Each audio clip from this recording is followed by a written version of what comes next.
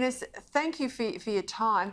Just before we get to the detail on the visas, give us a sense of how employers are travelling at the moment.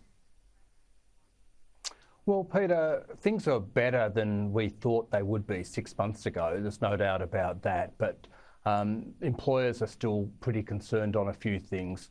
The propensity of states to shut their borders at the drop of a hat, and today's developments sort of increase concern on that, because there was a belief that once we got the vaccination process rolling, the states would be less willing and less able to do that. So we're a little bit back to square one on that front. So that's the number one issue that employers talk about.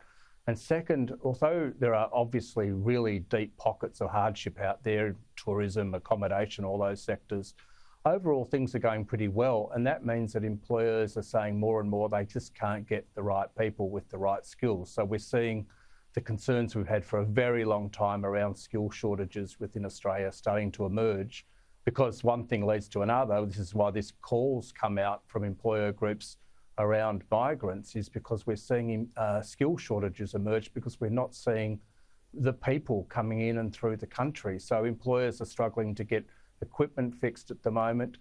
They're struggling to get the right skills that they need. They're also struggling to get overseas, obviously. We're sort of living in a gilded cage, as it were, at the moment. They're struggling to get overseas to sell product and create new markets. But in terms of our domestic economy, Peter, we're going better than we thought we would, but there are some sort of warning lights up ahead.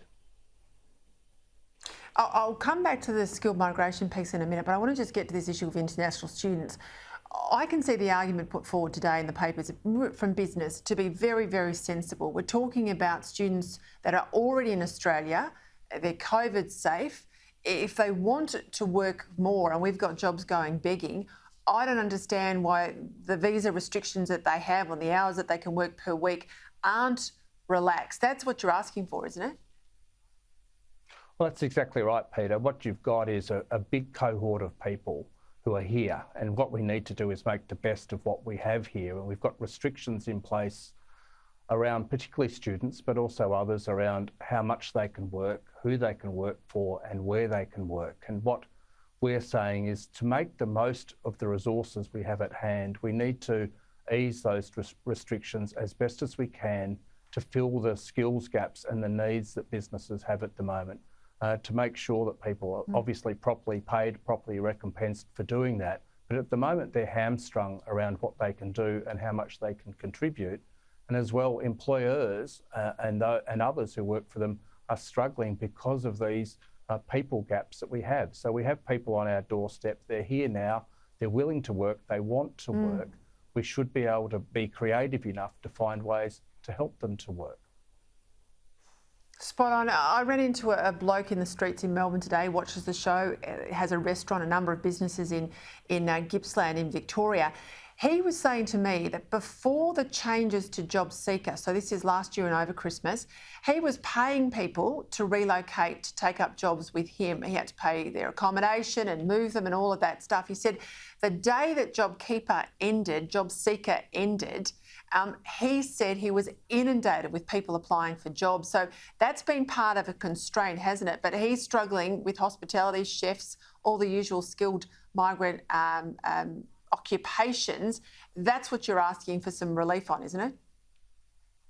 Well, absolutely. When JobKeeper ended and JobSeeker went back down to a sort of what you might call a more normal level, an increased level, but a more normal level, when that ended, you started to see people, as it were, crawl out of the woodwork and start looking for work again. So that was a positive thing. But employers are still desperately short of people and the skills that those people can bring to the table in sectors such as those you mentioned. Hospitality is a key one, but obviously in a lot more diverse areas around the economy where employers are doing it tougher than they should be, because they're missing opportunities because they can't get people. And regional centres in particular are centres of Australia, parts of Australia who are crying out for people at the moment, and they just can't get them. There's just not the incentives there, or there's roadblocks in getting people to those jobs. And that's what we've got to fix. We have people here.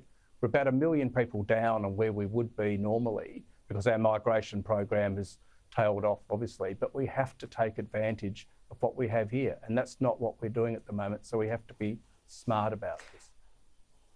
It's got to change. Innes Willox will stay across this issue, as I'm sure you are, and I'll say again tonight, 1 in every 2 jobs in this country is a small business job, so we have got to get this fixed for the economy's sake, if nothing else.